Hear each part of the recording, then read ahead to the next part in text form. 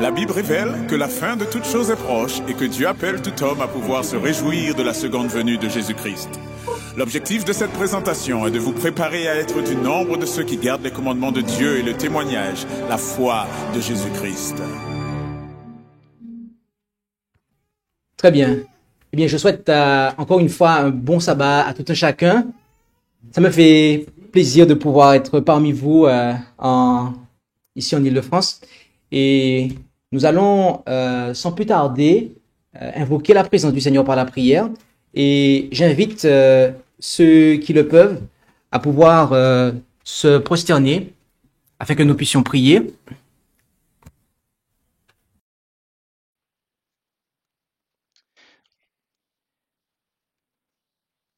Notre Dieu, notre Père céleste, nous voulons te remercier pour ce doux privilège que tu nous accordes de pouvoir nous présenter devant toi en cet instant. Et alors que nous allons ouvrir ta sainte parole, nous te prions de nous accorder ton Saint-Esprit afin que nous puissions discerner la gloire à laquelle tu nous appelles et ce que tu as pour nous et ce vers quoi tu veux nous amener. Et c'est dans le beau nom de Jésus que nous t'en prions. Amen.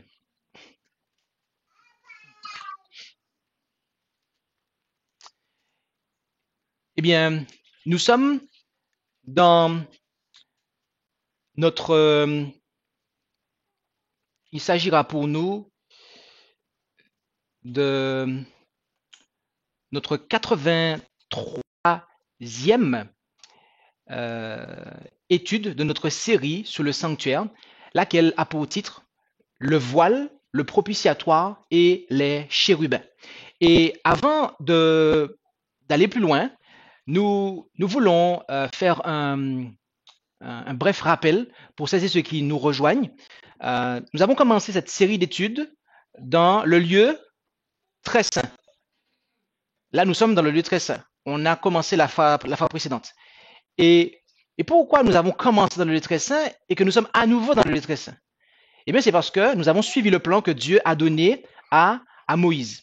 D'accord? Il lui a révélé les choses en partant du lieu très saint jusque dans le parvis. Et donc, en ce faisant, Dieu nous montre en fait comment il est venu à nous en Jésus-Christ, car c'est Dieu qui est venu nous chercher. Nous l'aimons parce que, tout d'abord, il nous a aimé le premier et il est venu nous chercher. Mais Dieu ne vient pas seulement à nous, juste pour venir à nous. C'est pour nous ramener à lui, d'accord? Et donc, en Jésus, il désire nous ramener à lui. Et donc, du lieu très saint jusqu'au parvis, on a qualifié ça de phase descendante. Et du parvis jusqu'au lieu très saint, c'est la phase ascendante. Et là, nous voyons comment nous venons à Dieu en Jésus-Christ. Et dans cette présentation, donc qui précède la 82e, dans laquelle nous avons vu l'ouverture du lieu très saint. Qu'avons-nous vu la fois précédente? Nous avons vu que Jésus-Christ, notre souverain sacrificateur, est entré dans le lieu très saint à partir de quand? À partir de 1844, d'accord? L'automne 1844, Jésus-Christ, notre souverain sacrificateur, a quitté le lieu saint pour intégrer le lieu très saint de manière à y accomplir une œuvre particulière. Laquelle est-ce? L'œuvre d'expiation, l'expiation finale, laquelle procure quoi? Le pardon? Non, pas le pardon, la purification. Pourquoi? Parce que le pardon, c'est à la croix. L'expiation qui procure le pardon, c'est à la croix en fait. Mais dans le lieu très saint, c'est l'expiation pour la purification. Donc, celles et ceux qui suivent Jésus, d'accord? Eh bien, ils doivent avoir à l'esprit qu'ils entrent dans un temps de purification où ils doivent se purifier de leurs péchés, d'accord? Et nous allons, nous allons voir cela. Prenons un premier passage, reprenons-le. Et en Apocalypse 11,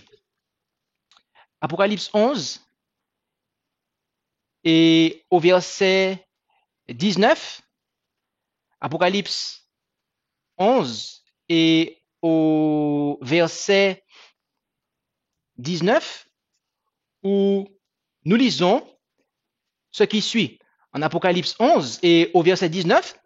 Et là, il nous est dit, et le temple de Dieu s'ouvrit dans le ciel, et l'arche de son alliance parut dans son temple. Et nous nous arrêtons là, d'accord? Donc, notez que le temple de Dieu s'ouvrit dans le ciel, et l'arche de son alliance parut dans son temple. Donc, autrement dit, les croyants ont vu l'arche, en fait. Cela leur est apparu, ok? Là, c'est une description du point de vue humain. Donc, nous devons suivre le Christ par la foi jusque dans le lieu très saint. On doit le suivre jusque dans le lieu très saint, d'accord? Donc ça, c'était un point de rappel, car nous l'avons vu la fois précédente, nous avons presque terminé avec ce texte-là. Et nous allons revenir maintenant en Lévitique. Lévitique 16. Où allons-nous? C'est exact. Et là, nous allons prendre les deux premiers versets encore. Et nous allons commencer à décortiquer, d'accord, ce chapitre de Lévitique 16, car il nous décrit l'œuvre qui a lieu en ce jour-là, d'accord. Et au passage, je tiens à dire, nous avons fait déjà une première description des éléments du lieu très saint, d'accord. Nous n'allons pas redire tout ce que nous avons dit, donc nous vous invitons à considérer les études qui portent sur le lieu très saint au début de cette série. Mais nous allons voir des choses complémentaires à partir de maintenant, d'accord, en plus du service en lui-même, d'accord. Et rendons-nous en Lévitique 16 et lisons là, donc les deux premiers versets, où il est dit, l'Éternel parla à Moïse après la mort des deux fils d'Aaron, lorsqu'ils s'approchèrent devant l'Éternel et moururent. L'Éternel dit donc à Moïse, parle à Aaron, ton frère, afin qu'il n'entre point en tout temps dans le sanctuaire, au-dedans du voile, devant le propitiatoire qui est sur l'arche, de peur qu'il ne meure, car j'apparaîtrai dans la nuée sur le propitiatoire. Ok? Donc, nous voyons ici que il entrait au-dedans du voile ou au-delà du voile, devant le propitiatoire qui est sur l'arche. Et le Seigneur prend le temps de dire qu'il apparaîtra dans la nuée sur le propitiatoire. Il y avait donc un voile, ok? Et nous savons que le voile dont il est question ici est le voile qui sépare le lieu saint du lieu très saint. Et nous devons clarifier quelques petites choses, d'accord? Parce que certains pensent que Christ, d'accord, est entré dans le lieu très saint après qu'il soit remonté au ciel, d'accord? Et l'une des raisons pour lesquelles ils pensent cela, eh bien, c'est par rapport à Hébreux 6, verset 19. Et nous devons clarifier cela par rapport au voile. Hébreux 6, verset 19, rendons-nous-y ensemble en Hébreux 6, verset 19, où nous lisons «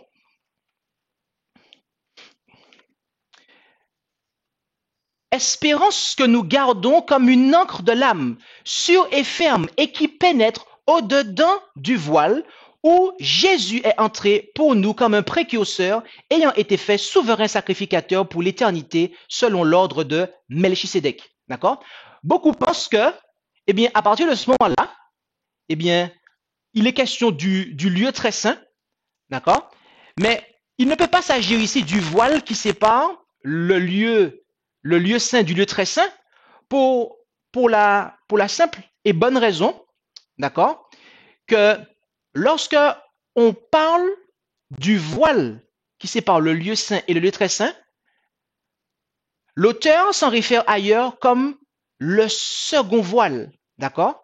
Le second voile. Il y a le voile qui sépare le parvis de l'entrée, l'extérieur de l'intérieur, d'accord? Et c'est à ce voile-là qu'on fait allusion, d'accord? Donc là, Jésus est passé par le premier voile pour entrer dans le sanctuaire dans son ensemble, mais il y a en fait le second voile, d'accord? Il y a ce second voile au sujet duquel nous lisons en Hébreu 9, verset 3. Hébreu 9, verset 3, où il nous est dit,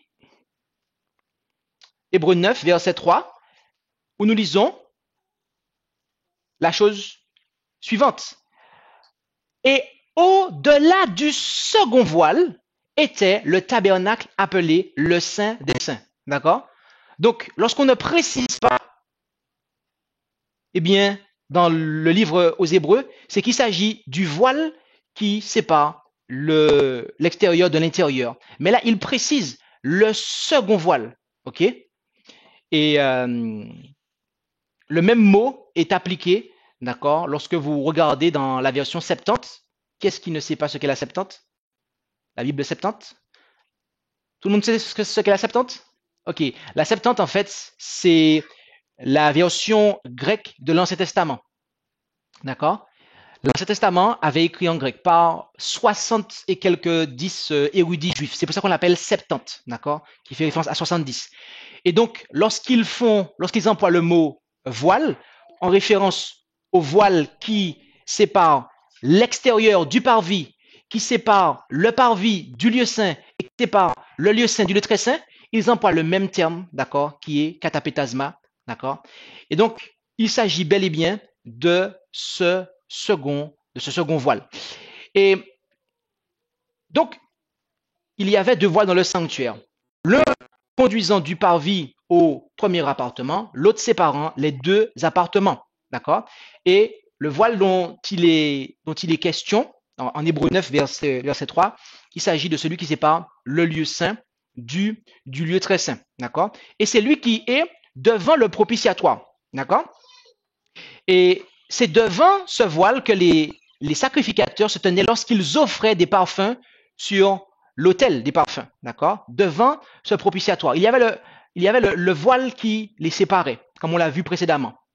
Et ils ne voyaient pas, avec de leurs yeux, ce qu'il se passait de l'autre côté, mais ils savaient que de ce côté-là, il y avait l'arche, et ayant le propitiatoire, et au-dessus duquel, eh bien, se manifestait la présence de Dieu. Dieu avait promis de se rencontrer là avec son peuple. Il avait promis de les rencontrer à l'autel des holocaustes, à l'autel des parfums, mais aussi entre les deux chérubins en haut du propitiatoire, ce qu'on peut voir en Exode 25, verset 22. Lisons cela ensemble. Exode 25, verset 22, où nous lisons: et je me rencontrerai là avec toi, et je te dirai de dessus le propitiatoire, d'entre les deux chérubins qui seront sur l'arche du témoignage, tout ce que je te commanderai pour les enfants d'Israël.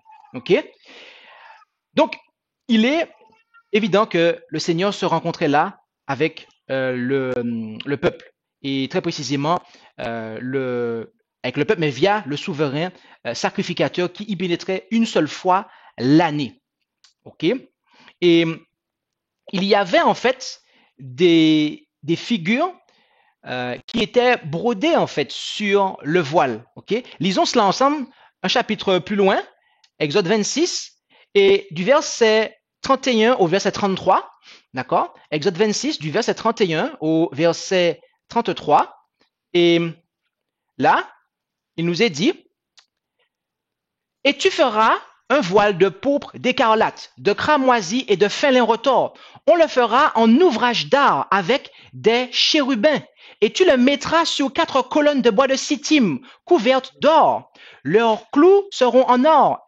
Elles reposeront sur 4 soubassements d'argent. Et tu mettras le voile sous les crochets des tentures. Et là, en dedans du voile, tu feras entrer l'arche du quoi? Du témoignage. Amen. Donc, qu'est-ce qu'il y avait? Avez-vous noté avec moi ce qu'il y avait en fait sur ce voile? Qu'y avait-il sur ce voile? D'accord? Il y avait des chérubins. D'accord? C'est précisé ici en fait. On le fera en ouvrage d'art avec des chérubins. On le fera en ouvrage d'art avec les chérubins. Donc, ça c'est quelque chose qui est vraiment intéressant. Et nous devons prendre le temps de le noter. D'accord?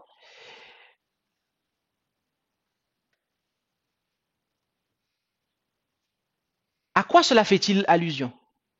Les chérubins qui sont sur le voile, en fait, qui sépare le lieu saint du lieu très saint. Ok? Rendons-nous en Genèse 3, verset 24. Genèse, chapitre 3, verset 24. Et là, il nous est dit, en Genèse 3, verset 24, il chassa donc l'homme et il plaça à l'orient du jardin d'Éden les chérubins et la lame d'épée flamboyante pour garder le chemin de l'arbre de vie. D'accord? Donc, il y avait des chérubins en fait. Vous allez me dire, mais c'est quoi le rapport entre ça et le lieu très saint en fait? Alors, il faut savoir que l'expression ici, lame d'épée flamboyante, d'accord? La signification de ce qui est traduit ici, d'accord? Littéralement, c'est le scintillement de l'épée. D'accord? La gloire de l'épée, le scintillement de l'épée, l'éclat de l'épée. D'accord? Dans la parole, l'épée correspond à quoi? Et le symbole de quoi? La parole. Qui est la parole? C'est le Christ. Donc c'est la gloire du Christ qui était là. C'est sa gloire en fait qui était là. La gloire du Christ. Et il y avait des chérubins.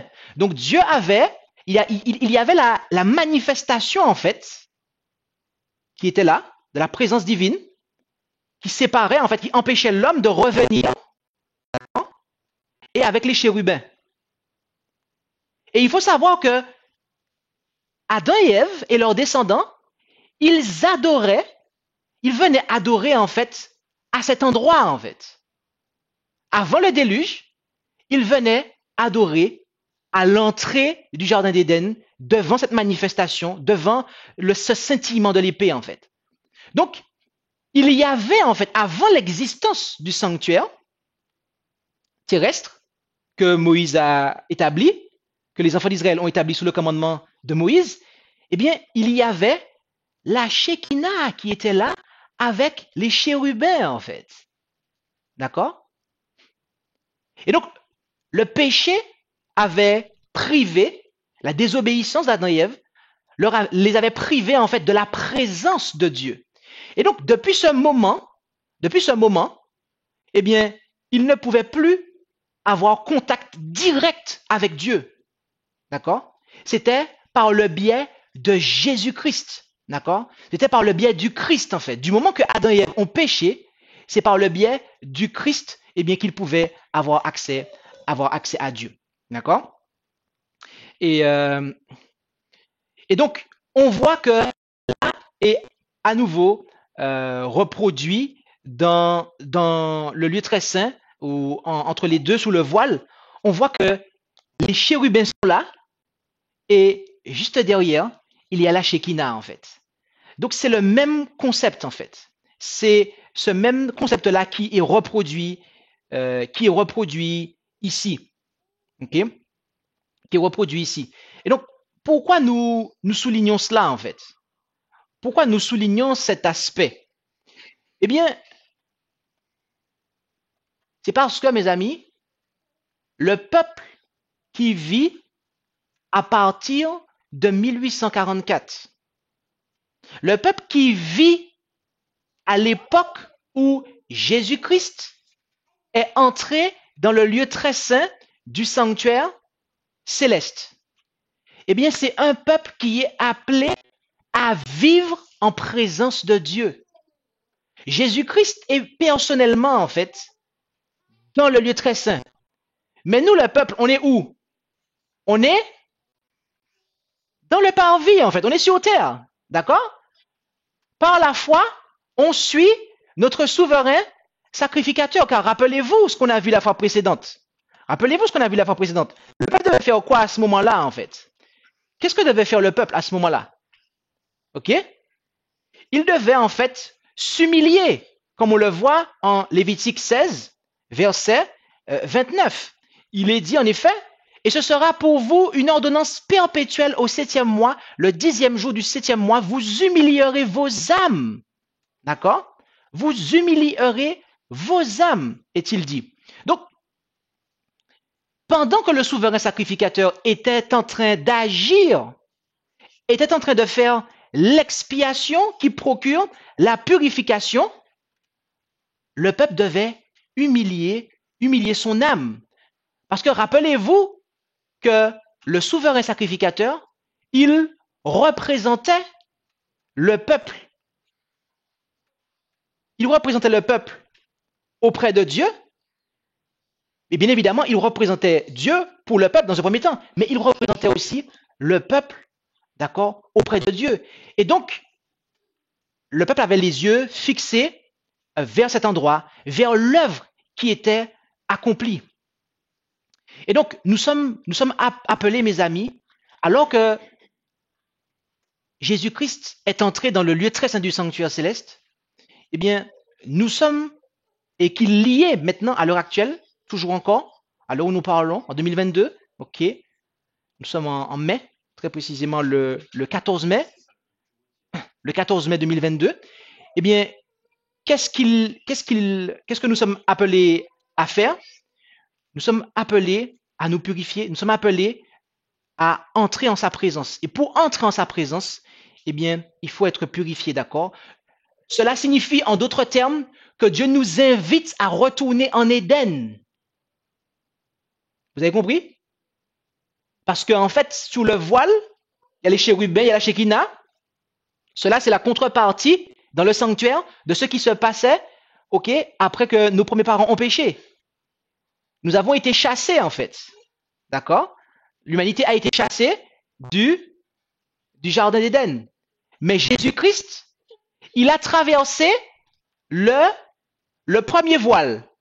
Et qu'est-ce qu'on a vu tout à l'heure en Hébreu 6, verset 19? Reprenons-le ensemble. Hébreu 6, verset 19. Il nous est dit là que où Jésus est entré pour nous comme un précurseur, d'accord? Et alors, effectivement, donnez-moi juste 2 petites secondes. En réalité, on va prendre Hébreu 10, verset 20, d'accord? Très précisément, le texte auquel j'avais à l'esprit, c'est Hébreu 10, verset 20. Et ici, nous lisons dans ce passage qui est Hébreu 10, verset 20. Hébreu 10, verset 20. Les paroles suivantes. Hébreu 10, verset 20. Où il nous est dit, chemin nouveau et vivant qu'il nous a frayé à travers le voile, c'est-à-dire à travers sa chair. Ok? Là, on a un autre passage qui se réfère non pas au second voile, mais au premier voile. D'accord? Et donc, ici, Jésus-Christ, ayant revêtu l'humanité et remonté au ciel, d'accord? Eh bien, nous pouvons, nous aussi, au travers de Jésus-Christ, Fils de Dieu et Fils de l'homme maintenant, eh bien, pénétrer par la foi avec lui en ce lieu. Mais là, on n'est pas simplement dans le lieu saint, en fait. On est dans le lieu très saint. Donc, il a traversé, en fait, le second voile. Et là, il est entré là où nous avons été, là où l'humanité a été chassée, en fait. D'accord? Donc, l'humanité a été chassée du jardin d'Éden, d'accord, où elle jouissait de la présence de Dieu. Et à partir de 1844, Jésus-Christ commence une œuvre qui permet à l'humanité de retourner en Éden, en fait. Qui permet à l'humanité de retourner en Éden, de réintégrer la présence de Dieu. Et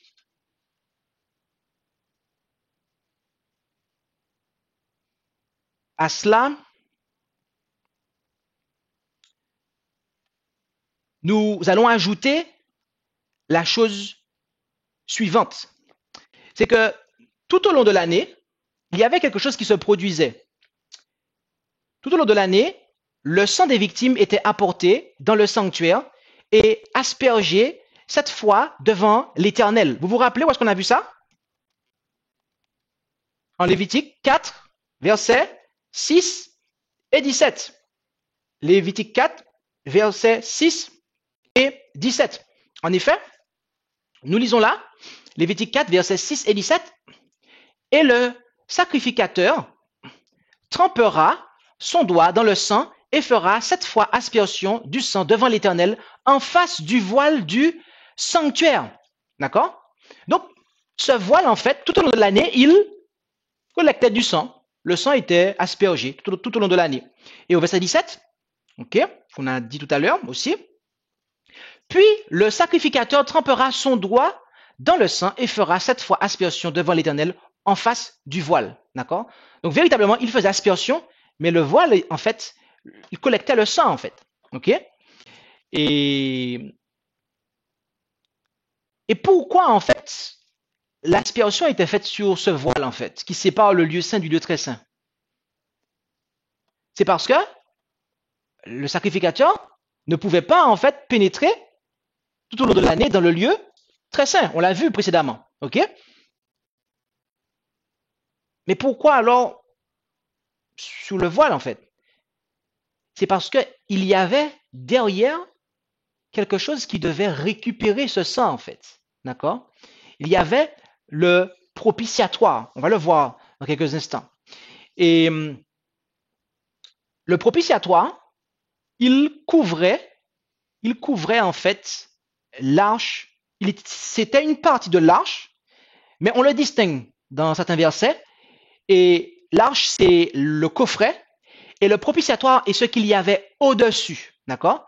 On avait vu au début que l'arche contenait 3 éléments. D'accord? Premièrement, la loi. OK? Deuxièmement, la verge d'Aaron qui avait fleuri et le pot de manne. D'accord? Et donc, la loi étant dans l'arche, le propitiatoire étant au-dessus, eh bien, c'est la séparation qu'il y avait en fait.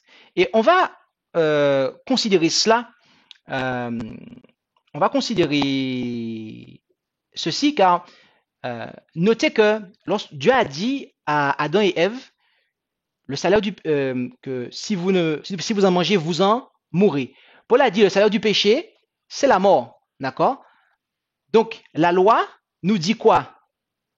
Obéis et vis, désobéis et péris, en fait. Mais qu'est-ce qu'on a vu? Que Dieu s'est interposé, en fait. En Jésus-Christ, son fils, d'accord?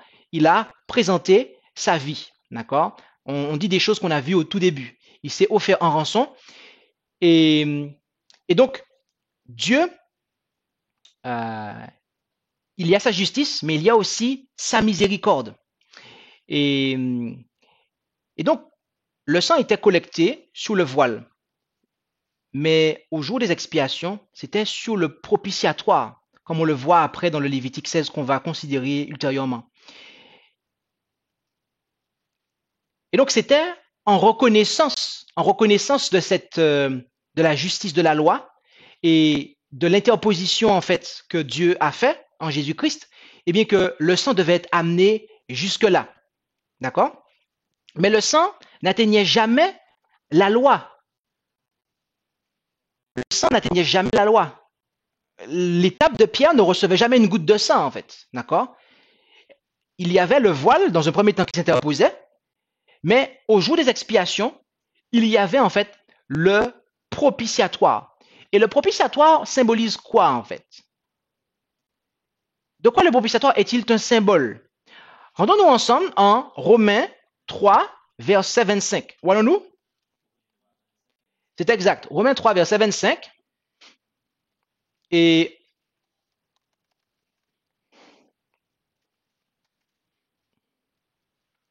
Romains 3, verset 25.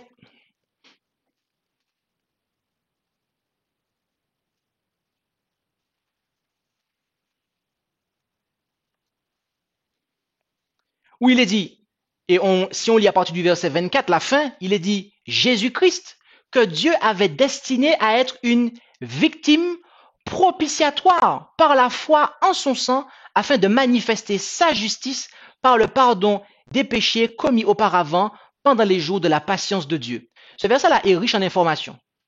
Il est riche en informations car on voit que c'est Christ qui est symbolisé par le propitiatoire. C'est lui qui rend propice, c'est lui qui fait la réconciliation.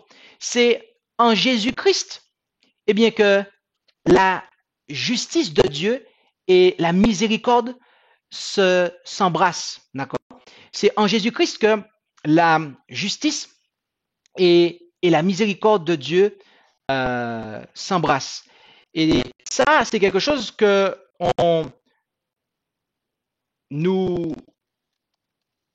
c'est quelque chose dont on nous parle. On nous en parle.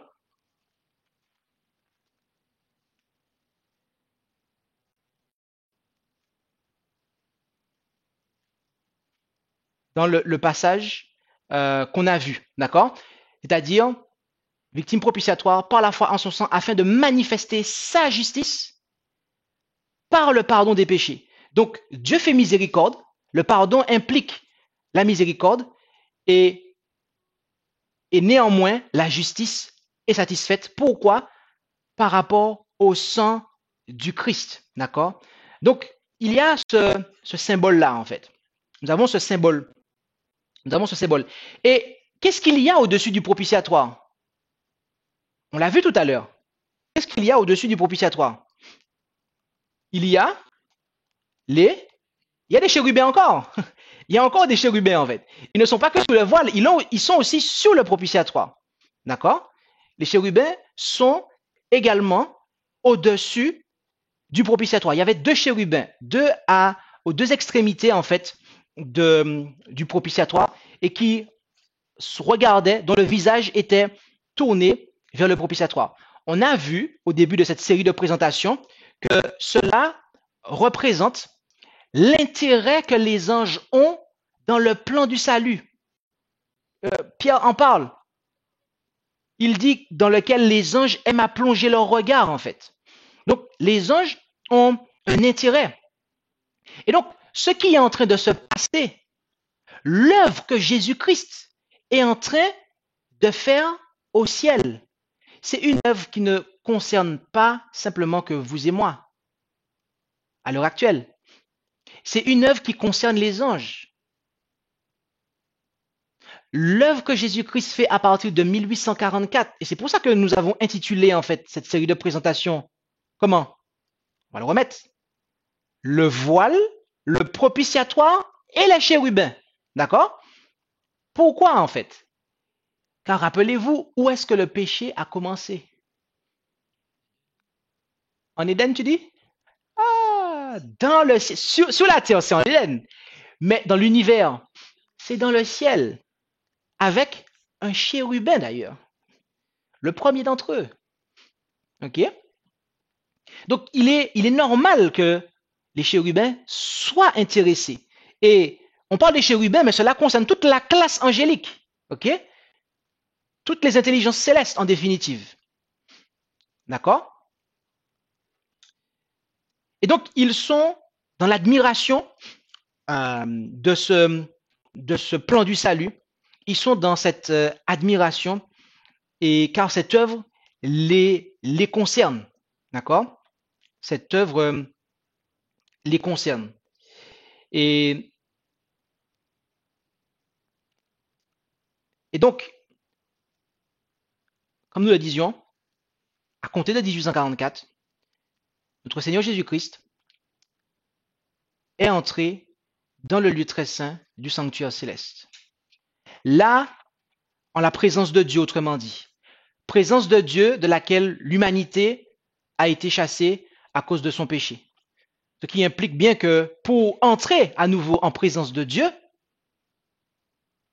littéralement, physiquement parlant, eh bien, par la foi, alors que nous suivons Jésus-Christ dans le lieu très saint du sanctuaire céleste, l'œuvre qu'il accomplit là-haut dans le ciel, elle doit trouver sa contrepartie dans notre vie. Christ purifie les péchés dans le ciel. Et si moi, je souhaite pouvoir un jour me présenter devant Dieu, qu'est-ce qui doit se passer dans ma vie à l'heure actuelle?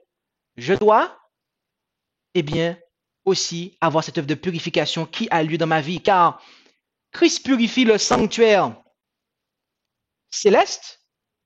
Il y a des gens qui ne sont pas d'accord avec ça, vous savez? Ah, ni monde qui n'est pas d'accord avec ça. Ah ouais, même. Il y a des gens qui ne sont pas d'accord avec ça. Comment se fait-il que les péchés, vous dites qu'il faut purifier le sanctuaire, mais dans la présence de Dieu, il n'y a pas de péché, il n'y a pas de choses. Mais le péché a pris naissance où? On l'a vu tout à l'heure, dans le ciel. D'accord? Il y a des accusations qui ont été portées contre Dieu. D'accord? Donc il y a bel et bien, en fait, des choses qu'il faut régler. Donc il y a bel et bien un sanctuaire céleste à purifier. Mais il y a aussi plusieurs sanctuaires sur terre. Vous voyez de quoi je parle? Vous voyez? Nous sommes censés être le temple du Saint-Esprit. Donc nous devons aussi être purifiés en parallèle, en fait. D'accord? Nous devons être purifiés. Parce qu'au final de compte, c'est nous qui serons les pierres qui vont construire, édifier le temple céleste dans l'éternité à venir. D'accord? Nous sommes appelés à être les pierres. Et comme on l'a vu précédemment, les pierres du temple de Salomon, comment elles étaient préparées? Elles étaient taillées dans la carrière et elles étaient assemblées sur le site. On l'a vu ça. Elles étaient taillées dans la carrière qui représente la terre et elles étaient assemblées sur le site, à savoir au ciel en fait. Ok? Donc nous devons être purifiés en fait. C'est l'œuvre que Jésus entreprend et qui doit avoir sa contrepartie dans notre vie à l'heure actuelle.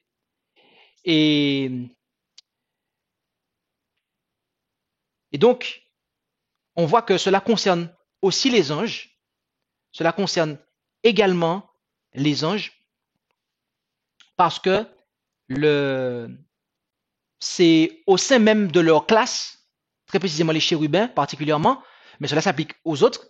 Mais je parle des chérubins spécifiquement à un but bien précis, parce que c'est au sein même de leur classe en fait que la rébellion, le péché a éclaté, a pris naissance. D'accord? Et les prêtres entraient dans le sanctuaire avec le sang d'un animal immolé et en vertu de celui-ci. Le Christ, par sa vie, eh bien, il est entré non pas avec le sang des boucs et des veaux. Le Christ, par la puissance d'une vie impérissable, comme on le lit en Hébreux 7, verset 16, il est entré non pas avec le sang des boucs et des veaux, mais avec son propre sang. D'accord? Et de manière à pouvoir nous apporter une rédemption éternelle. Et donc, nous sommes invités à suivre le Christ par la foi. D'accord? Hébreux 4, verset 16, nous le dit. Hébreux 4, verset 16, nous le dit. Nous sommes invités à suivre le Christ. En effet, allons donc avec confiance au trône de la grâce afin d'obtenir miséricorde et de trouver grâce pour être secouru dans le temps convenable. D'accord? Donc, il y a miséricorde et justice qui se rencontrent.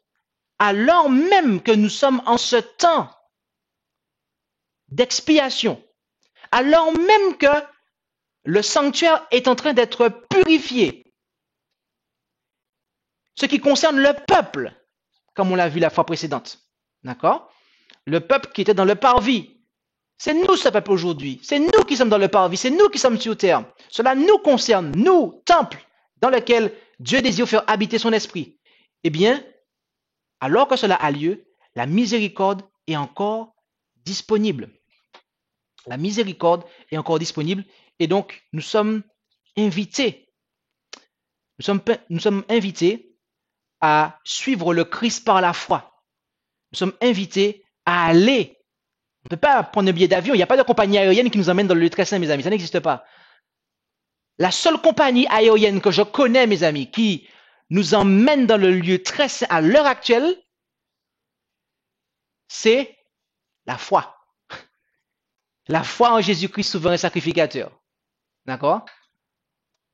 Et c'est pas la foi dans le Jésus d'une église qui dit qu'il n'y a pas deux appartements. C'est pas la foi dans le Jésus d'une église qui nous dit que il ne fait pas l'expiation finale. Si vous prenez cette compagnie aérienne, mes amis, vous ne serez jamais purifiés. Je vous le dis franchement, si vous prenez ces compagnies aériennes-là qui vous proposent cette foi, il n'y aura pas de purification en fait.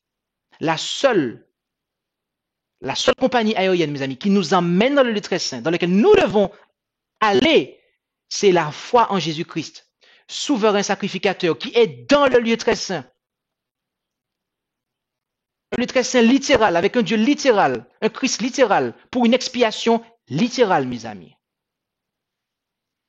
Parce que Jésus-Christ a littéralement versé son sang. Le chemin nouveau et vivant qu'il a ouvert pour nous, qu'il a ouvert pour nous et qu'il a lui-même emprunté est le chemin de la croix, le chemin de l'obéissance.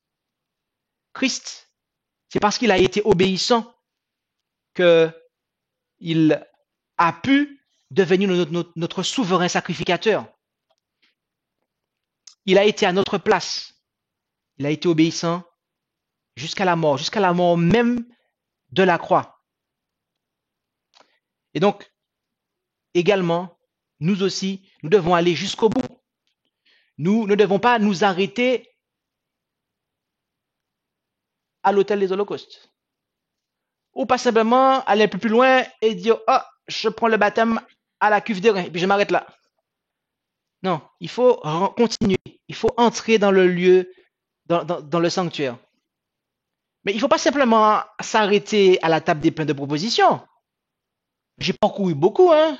Oh là là, l'autel, la cuve, la table des pains de proposition, ça fait quand même beaucoup. Non, il faut continuer.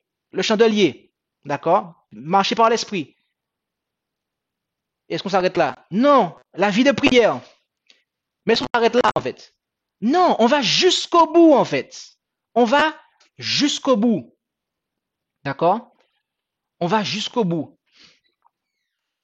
Jésus nous invite à le suivre.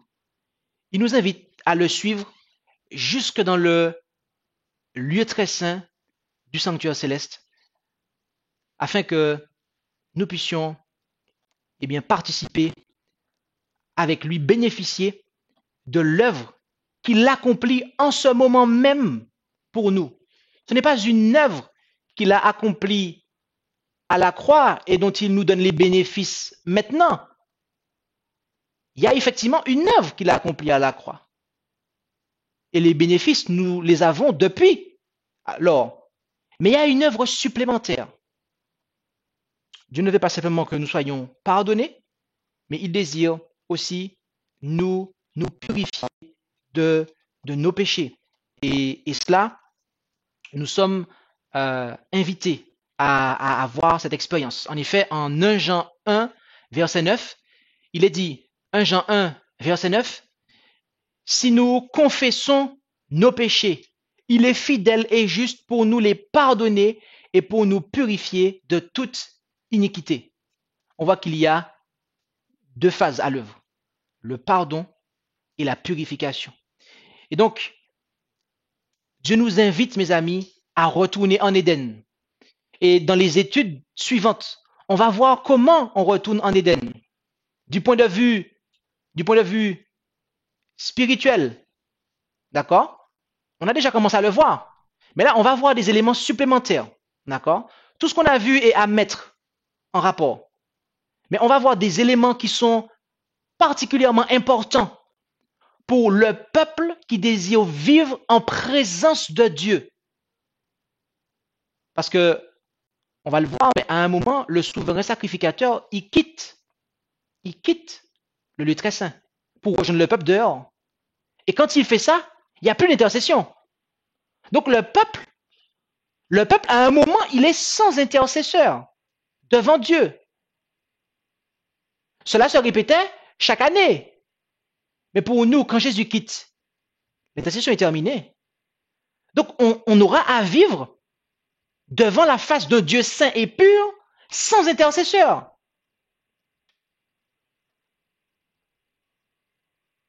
Comment faire? Comment cela sera-t-il possible? Bien aimé, cela implique qu'il ne faudra plus pécher. Cela implique qu'il faudra être allé jusqu'au bout de notre expérience chrétienne. Et nous allons voir comment retourner en Éden, comment passer de l'autre côté et vivre de l'autre côté, nous préparer ici-bas à vivre de l'autre côté du voile. Nous devons à l'heure actuelle nous préparer à vivre de l'autre côté du second voile, mes amis. De l'autre côté du second voile, être en accord avec les intelligences célestes, être en accord avec notre Dieu. Alors, puisse le Seigneur nous bénir abondamment et puissions-nous aller au trône de la grâce afin d'obtenir miséricorde et de trouver grâce, car la miséricorde est encore là. Dieu, par Jésus-Christ, il plaide encore et nous pouvons encore venir à lui. Amen. Eh bien, nous allons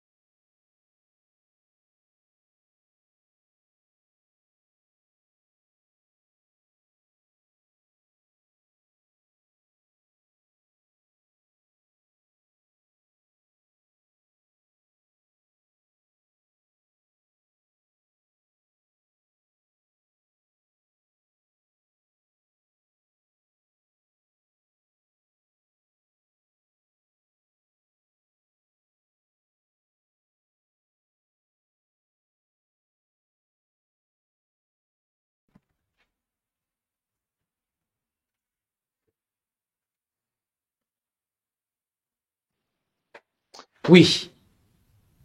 Donc, moment de questions-réponses en rapport avec le sujet. Moi, j'ai une question. Alors, tu peux y aller. Et étant donné, tu disais que selon la parole, le péché a pris naissance dans le ciel.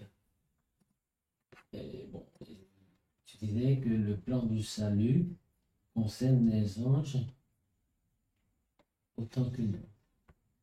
Mais j'aimerais savoir, est-ce qu'il y a une sorte de niveau entre eux et nous, puisque Jésus est venu verser son sang et nous racheter. Alors, est-ce que tu pourrais, donne-moi 2 petites secondes, hein, parce qu'on ne t'entend pas très très bien, mais je pense que c'est de mon fait.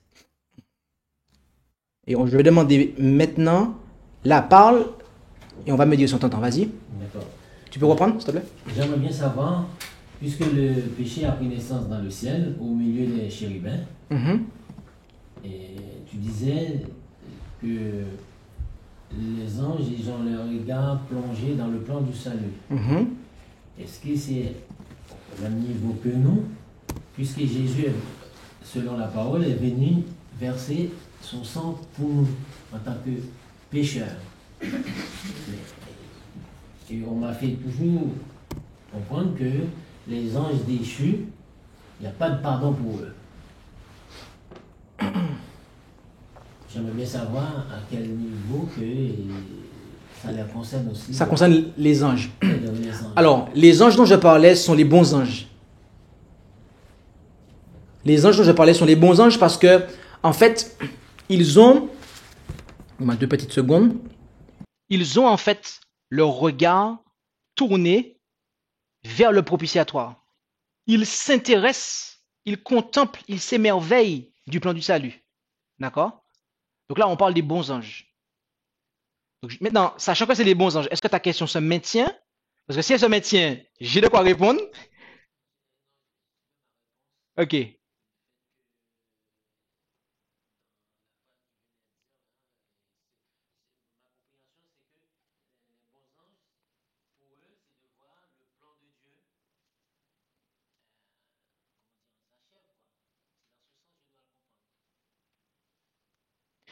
Alors, il faut comprendre. Je, je, donc là, tu poses la question par rapport aux bons anges. En quoi ça les intéresse, c'est ça? D'accord. Euh,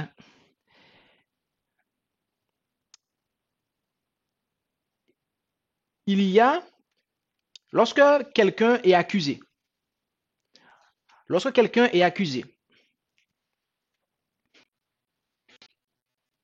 je vais prendre un cas. Il m'est arrivé d'avoir été accusé par des personnes, par quelqu'un très précisément, qui était proche de moi. Cette personne-là était presque, à certains égards, mon bras droit. D'accord? Et quand votre bras droit, la personne qui est très proche de vous, presque proche de vous, presque votre bras droit, d'accord? Parce que le bras droit de Dieu, c'est le Christ. Mais celui qui est juste après le Christ, d'accord? Qui vous accuse. Et c'est lui qui, en position d'autorité, se tient entre vous et plusieurs personnes. C'est compliqué. Parce que les gens regardent cette personne-là et se disent, mais il est proche de lui, en fait. Donc s'il dit ça de lui, c'est que c'est peut-être vrai. C'est peut-être vrai, en fait. Donc Satan a semé des choses dans la tête des anges.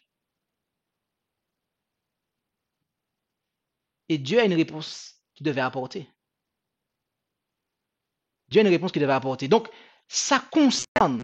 Et Satan, il a questionné en fait le caractère de Dieu, en faisant comprendre que Dieu n'était pas bon. Et Dieu a démontré son amour par le plan du salut en Jésus-Christ et tout ce que nous voyons.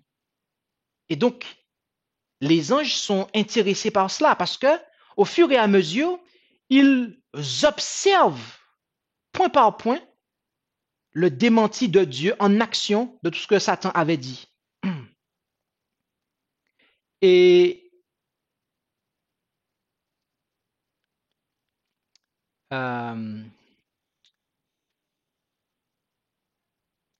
y a eu une première étape, c'est lorsque Christ a été crucifié. Là, il a pour la seconde fois été jeté du ciel, dans le sens qu'il n'avait plus accès. Parce que là, ils ont vu en fait ce qu'il a fait. Ok? Et maintenant, il y a autre chose. Parce que les anges ont vu le caractère de Satan. Ils ont vu en fait sa méchanceté en crucifiant le Christ. Mais Satan il a remis en question le caractère de Dieu. D'accord? Puisqu'il est un chérubin protecteur, ça protège la loi. D'accord? C'est un chérubin protecteur. Mais s'il se rebelle, c'est qu'il met remis en question la loi, en fait. On est d'accord? D'accord. Donc, une loi se tient entre un dirigeant et son peuple. D'accord? Donc, ça veut dire qu'il a fait comprendre que cette loi, on ne peut pas l'observer, en fait. Donc, les anges ont vu que Dieu, ils ont vu l'amour de Dieu manifesté en Jésus. Ça, c'est bon pour eux. Mais maintenant, il reste une accusation, en fait. C'est que cette loi-là, on ne peut pas l'observer.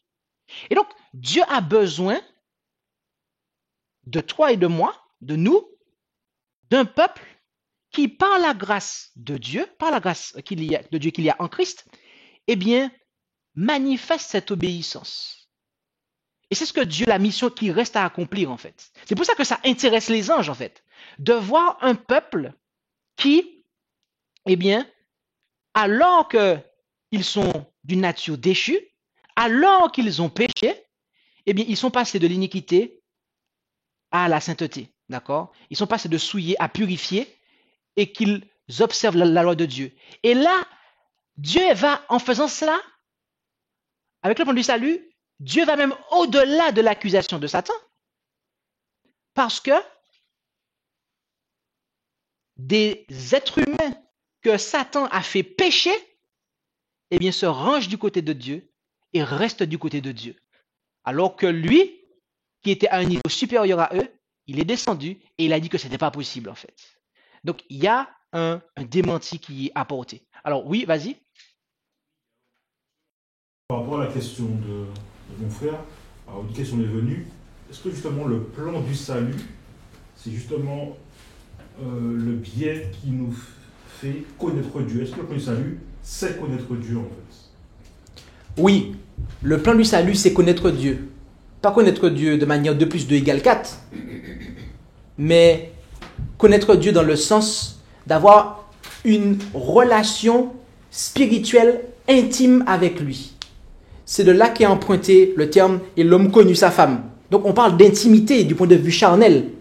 Ben, c'est le même terme qui est employé, connaître Dieu, mais là c'est du point de vue spirituel en fait. On a une intimité avec Dieu, d'accord? Quelque chose qui est particulier, qu'on entretient avec Dieu en fait. C'est pas je crois parce que tu m'as parlé, mais je crois parce que j'expérimente quelque chose en fait.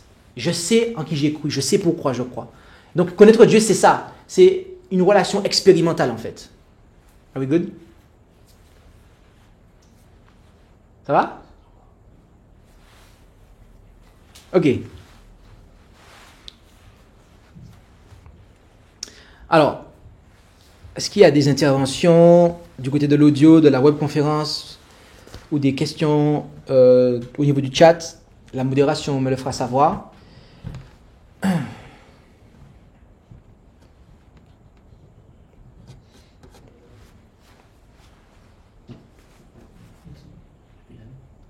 Alors, ok.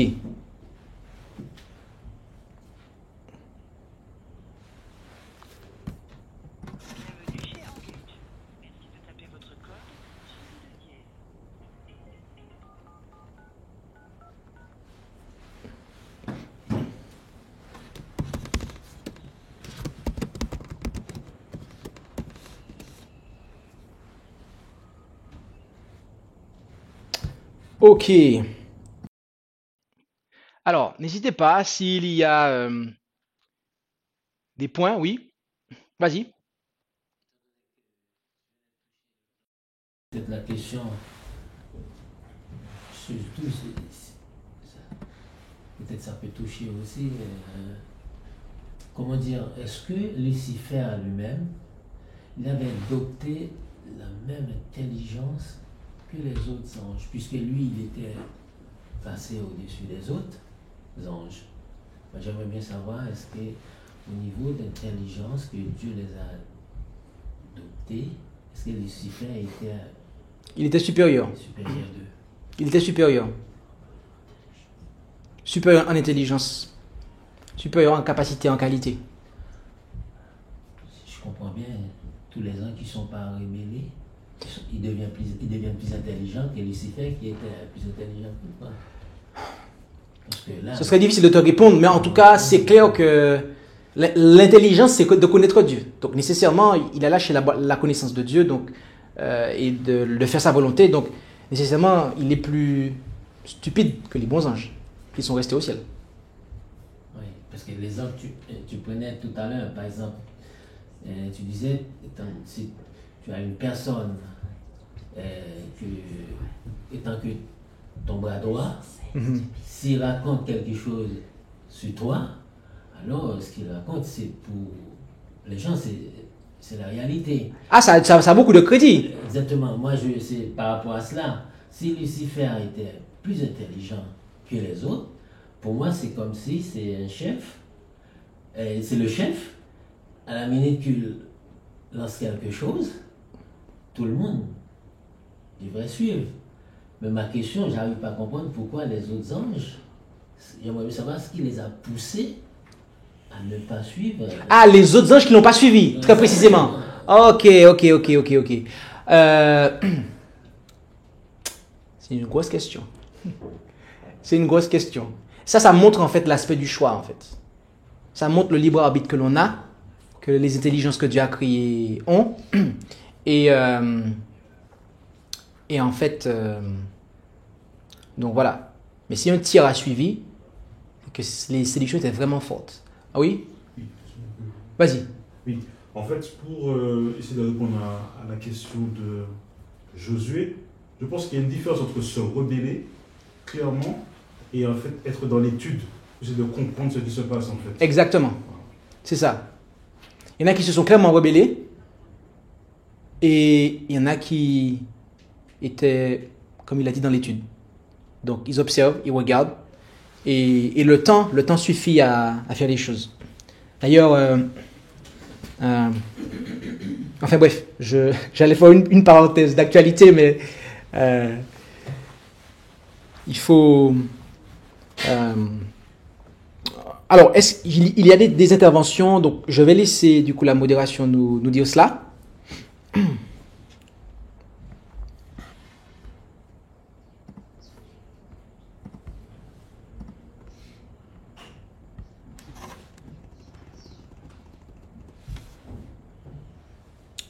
Donc, on attend que des interventions se profilent et ça arrive.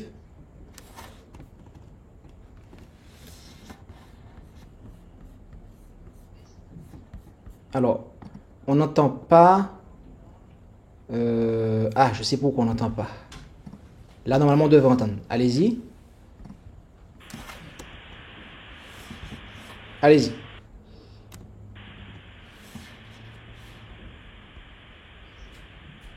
Alors, on n'entend pas sous la webconférence. Sauf erreur de ma part. Ah, là, est-ce que là, tu m'entends? C'est bon. Et est-ce qu'il faut que je coupe mon micro là ou je le laisse ouvert? Non, tu dois laisser ouvert. Ok. Au moins, là, tu m'entends, c'est bon? C'est bon. Donc, il y a une intervention, ok? Ok. Il y a une intervention du côté de Tours concernant la purification que tu as abordée au ciel, dont l'aspect que tu as abordé au ciel à partir de 1844.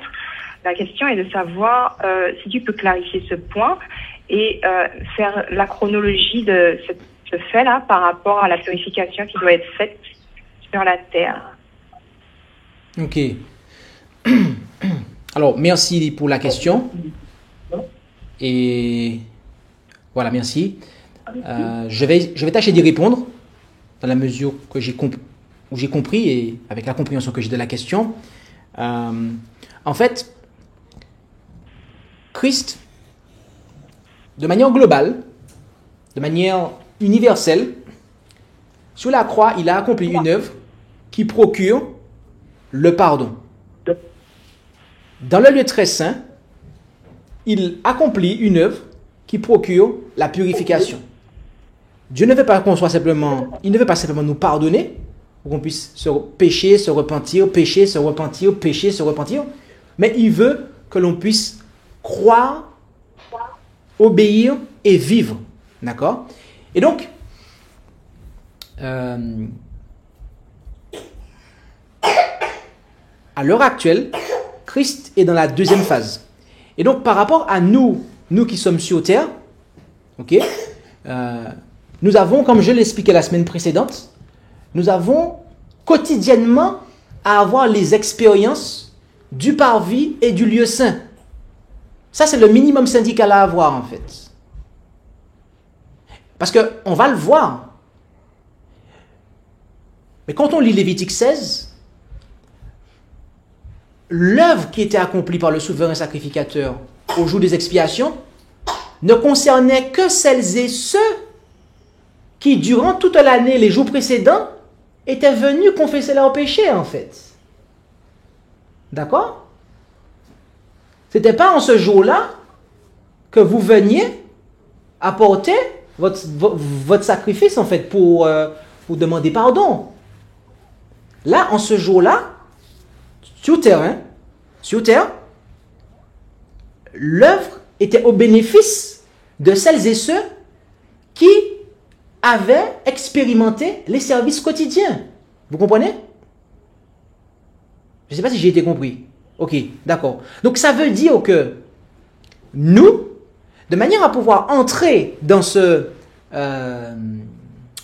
œuvre avec le Christ, de manière à ce que cette œuvre de purification puisse s'appliquer à à nous, en tant que temple terrestre, individuellement, parce que nous sommes le temple du Saint-Esprit, c'est ce à quoi Dieu nous appelle, eh bien, nous devons, le minimum, c'est expérimenter quotidiennement la mort à soi, la nouvelle naissance, manger la parole de Dieu, se nourrir boire la chair et le sang du Christ, ok? Marcher par l'esprit et avoir une vie de prière.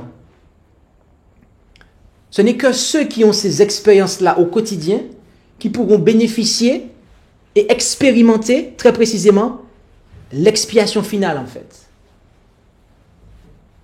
Donc voilà. Je ne sais pas si du coup ça a pu répondre à la question des Tourangeaux.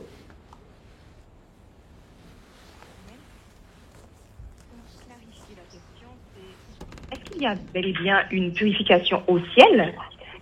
Si oui, est-ce qu'elle a lieu avant ou après celle de la terre? Alors, il y a bel et bien une purification au ciel, d'accord? Et nous devons, nous, d'abord être purifiés, d'accord? De manière à ce que la purification au ciel puisse se terminer, en fait.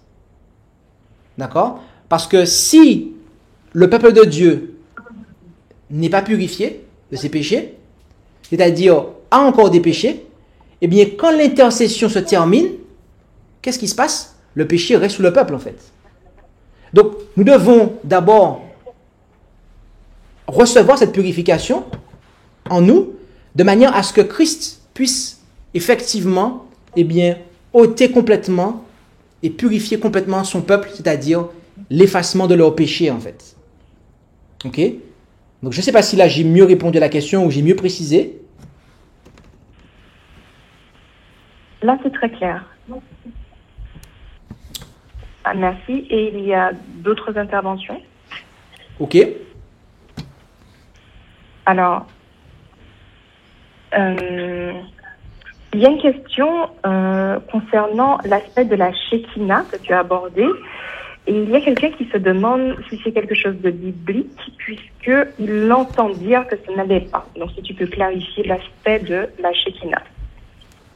Alors, on a déjà fait cette clarification. Donnez-moi quelques secondes et on va brièvement la refaire puisque pour le coup, c'est dans le sujet.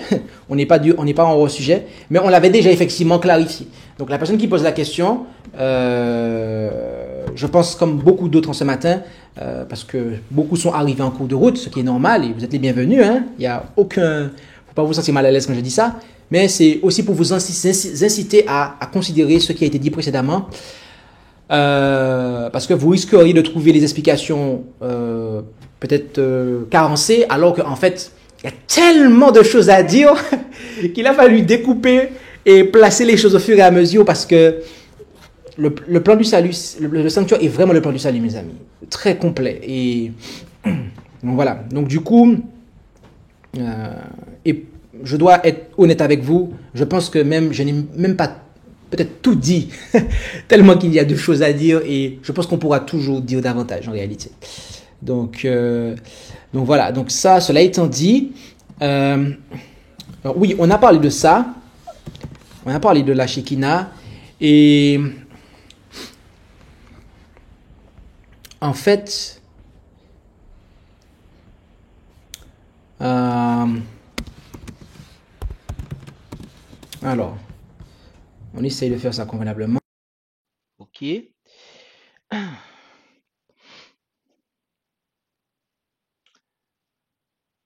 D'accord.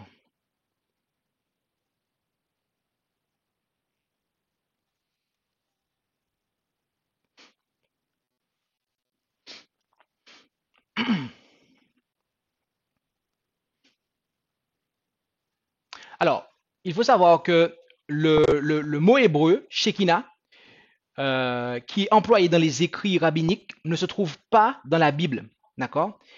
Néanmoins, il est enraciné dans la terminologie hébraïque, puisqu'il vient de shakan, qui signifie habiter. D'accord? Shekinah signifie la présence ou la proximité de Dieu à son peuple. Et une référence biblique est que en Deutéronome 12, verset 5, les mots nom et habitation sont parfois traduits par Shekinah, puisqu'il vient justement de ce terme de Sheken. D'accord? Donc en Deutéronome 12, verset 5, qu'on va afficher, Deutéronome 12, verset 5.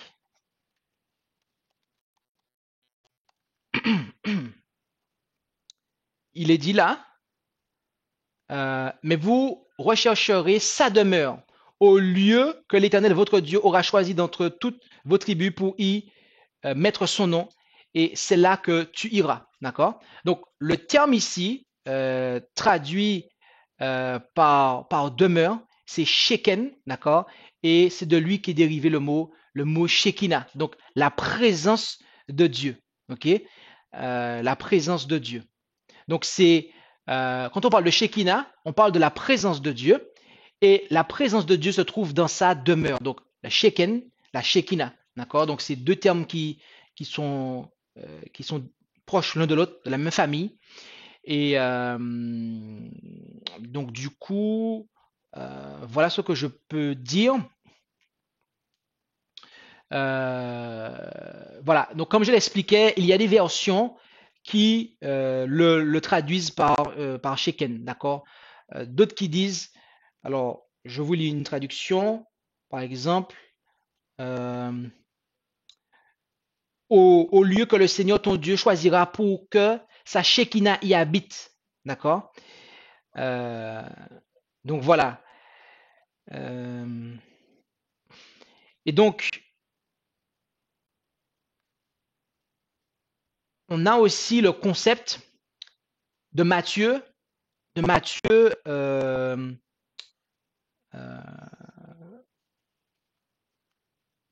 Alors, qu'est-ce que je dis là? Oui, le concept de Matthieu 18, verset 20.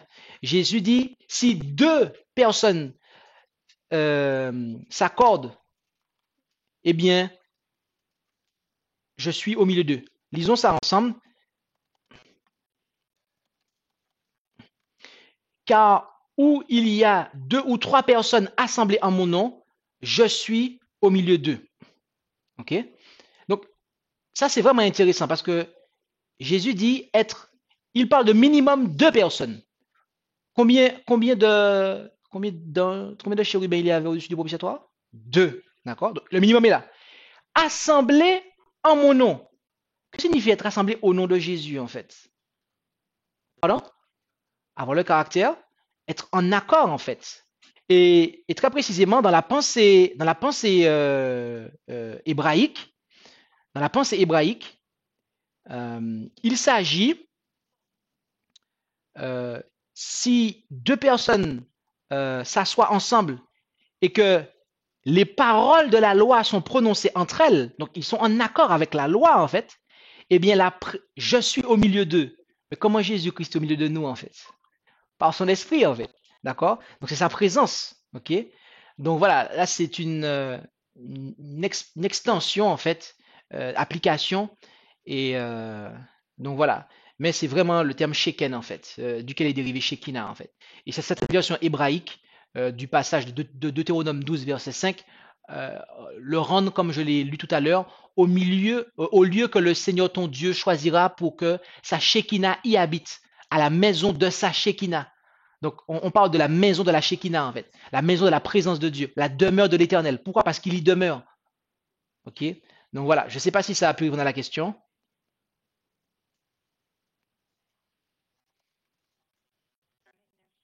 Le retour de la personne. Néanmoins, il y a une autre intervention du Gabon, et à savoir concernant le couple édénique, Adam et Ève, lorsqu'ils n'avaient plus accès à la présence de Dieu à cause de leur désobéissance. La question, est-ce que lorsqu'ils présentaient leurs requêtes à Dieu, Dieu les écoutait et exauçait leurs requêtes? Est-ce que le couple édénique, lorsqu'ils présentaient leurs requêtes à Dieu, Dieu les écoutait et les exauçait, sachant qu'ils n'avaient plus la présence de Dieu avec eux? Amen. Bien, on a vu en fait que ce qu'il en était. Adam et Ève, lorsqu'ils se présentaient en fait à la porte du jardin d'Éden, ils étaient à l'hôtel des parfums en fait. L'hôtel des parfums était, ils venaient en fait à cet endroit et on a vu toutes les conditions en fait. Donc celui qui avoue et qui délaisse son péché obtient miséricorde. Donc Dieu effectivement les a écoutés lorsqu'ils ont demandé pardon. Dieu a aussi exaucé, je ne sais pas quel autre sujet, combien de sujets de prière qu'ils avaient, mais il faut bien se rendre compte de quelque chose. Et ça, c'est quelque chose que vous et moi, auquel nous sommes confrontés. Ok, ça c'est très pratique. C'est-à-dire que Adam et Ève, ils avaient beau prier, ils avaient beau demander pardon à Dieu, mais ils ne pouvaient pas réintégrer le jardin en fait. Dieu les avait pardonnés, Dieu leur a pardonné, mais ils ne pouvaient pas réintégrer le jardin en fait. Ève ne pouvait pas ne pas avoir mal quand elle accouchait. Adam ne pouvait pas arrêter de transpirer quand il travaillait la terre. Il ne pouvait pas ne pas avoir de problème. Il avait beau demander pardon à Dieu, ça n'allait pas revenir comme ça en fait. Ce que je veux dire par là, c'est que vous et moi, nous commettons, nous avons commis des erreurs et nous les avons faites pour des raisons qui sont celles que nous avons faites.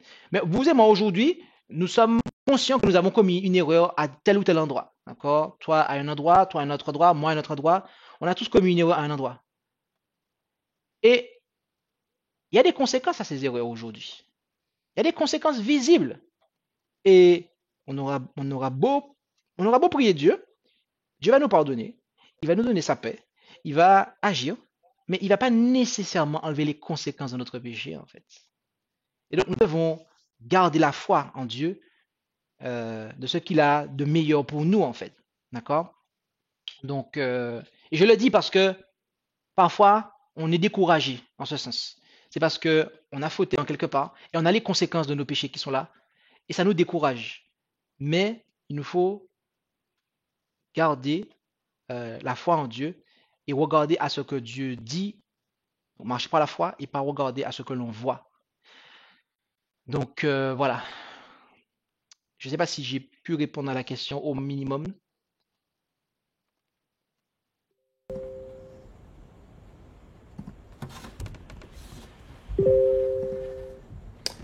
Ok, plus d'intervention.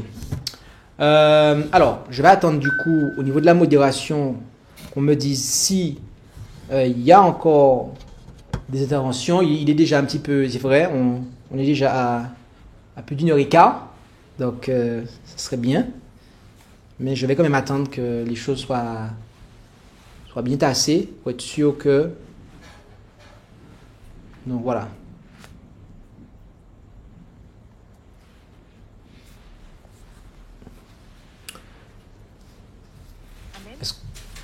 Oui.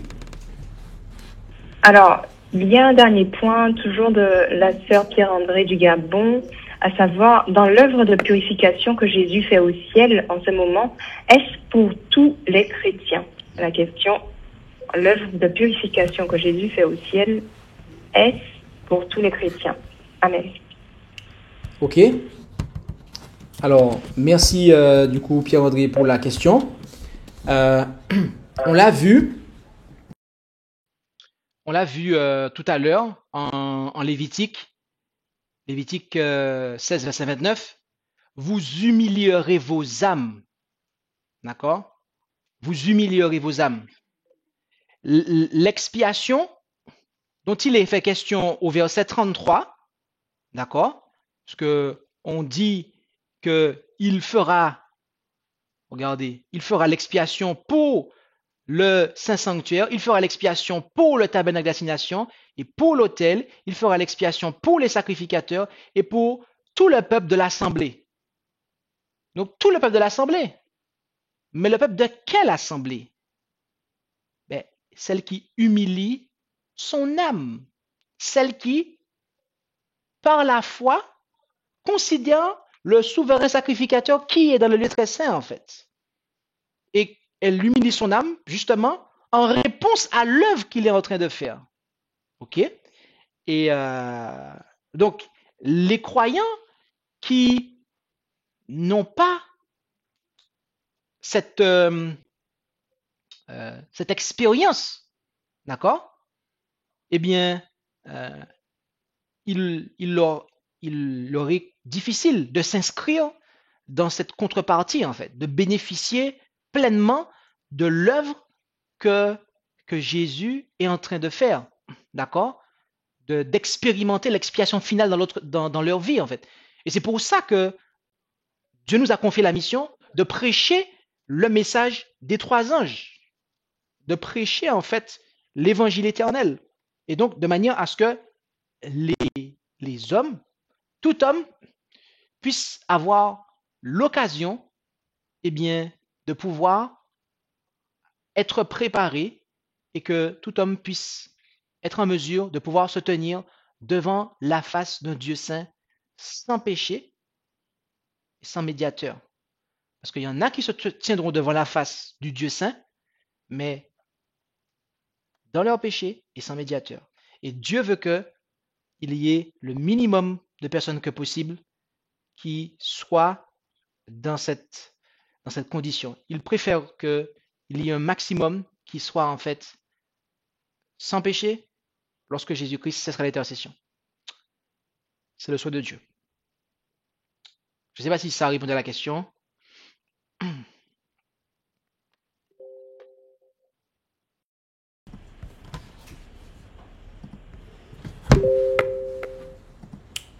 Alors, on me dit que oui. Ok. Alors, est-ce qu'il y a d'autres interventions? Si ce n'est pas le cas, nous allons, prendre le chant thème.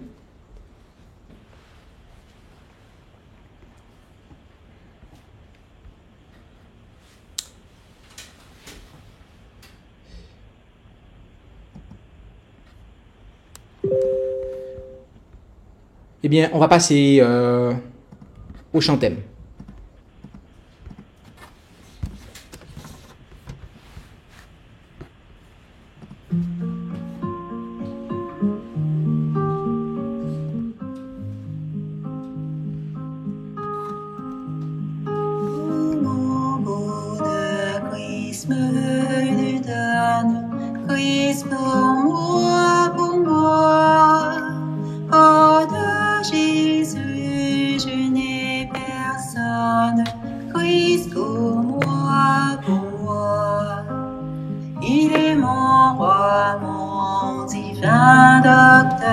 Il est mon saint sacrificateur, à son amour je m'abandonne. Christ pour moi, pour moi. Lui seul est la vie éternelle. Christ pour moi, pour moi. De Dieu la splendeur immortelle, Christ pour moi, pour moi. Il est le Fils du divin amour, l'héritier du glorieux séjour. Il vint sauver l'homme rebelle, Christ pour moi.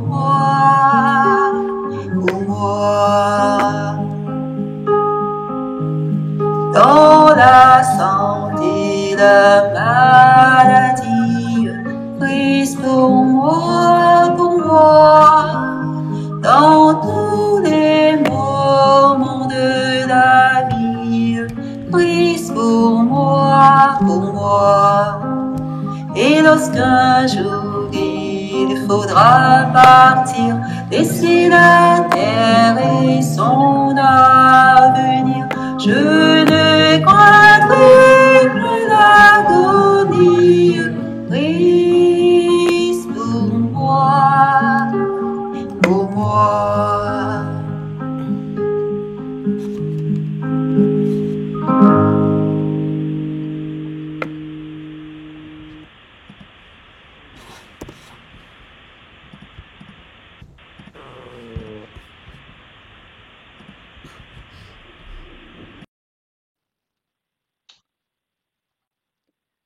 Amen. Eh bien, je vous inviterai à pouvoir prier pour conclure.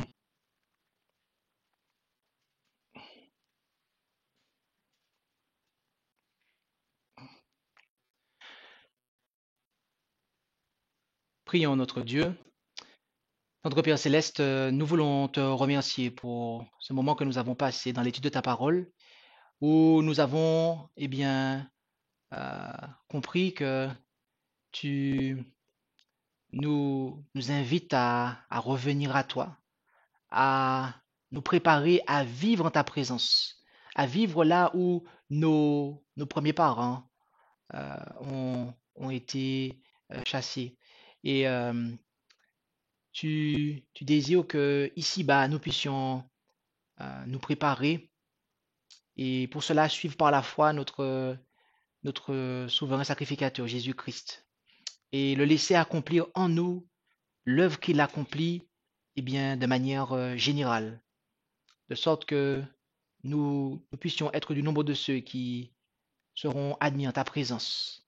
Et fais-nous grâce, Père, car nous savons que nous pouvons compter sur ta grâce.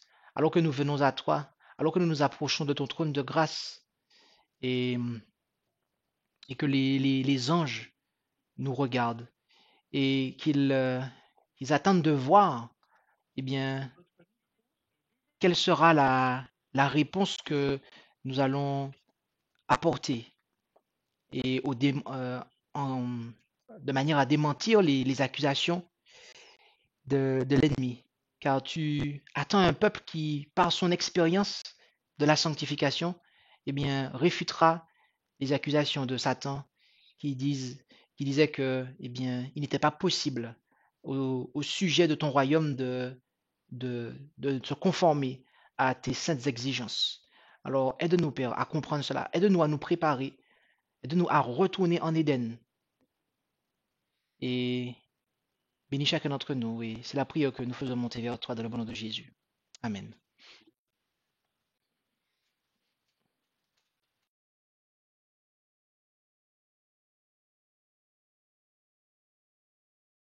Pas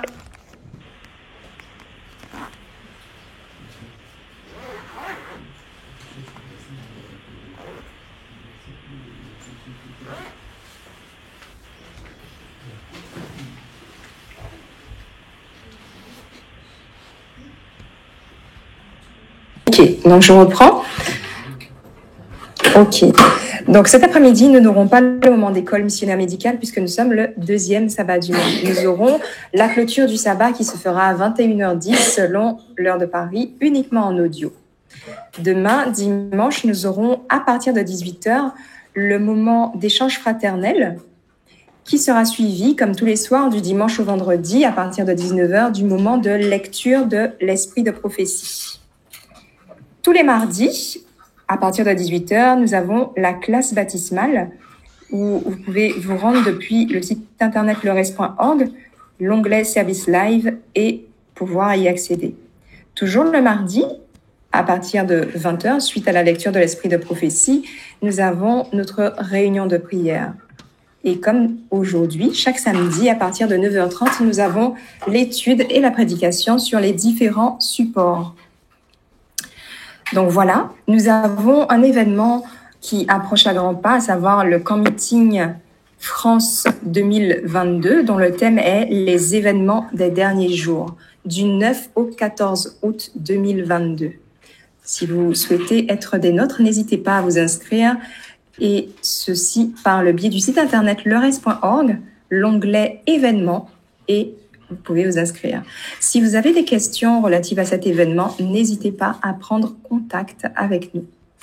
Pensons également aux offrandes en faveur du Camp Meeting France, sachant que ce sont les offrandes qui, permettent le fonctionnement de cet événement. Donc voilà pour les annonces. Il ne me reste plus qu'à vous souhaiter un très bon sabbat et un bon appétit pour ceux qui mangent et que Dieu vous bénisse.